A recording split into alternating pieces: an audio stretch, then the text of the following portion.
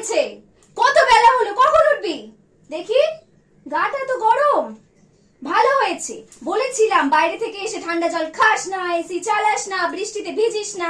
বোঝ এবার ঠেলা। কি রে, শরীরটা একটু ভালো হয়েছে? আমি অল্প একটু ভাত নিয়ে আসি, খেয়ে নে।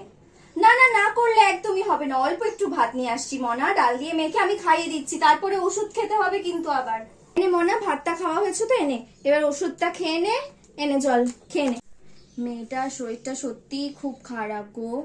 সারাদিন ঘরে দৌড়ে বেড়ায়, এদিক সেদিক, একটু কিছু করতে পারছে না। মেয়েটা শুয়ে রয়েছে, মনটাও খারাপ লাগছে গো। মেয়েটাকে দেখে খুব কষ্ট হচ্ছে।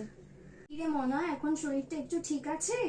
বারবার বলেছিলাম ফোন ঘাটিস না, রোদে বেরোস না, রোদ থেকে এসেই তুই ঠান্ডা জলগুলো খাস। বল, দেখলি তো এখন মায়ের কথা না শুনলে কি হয়।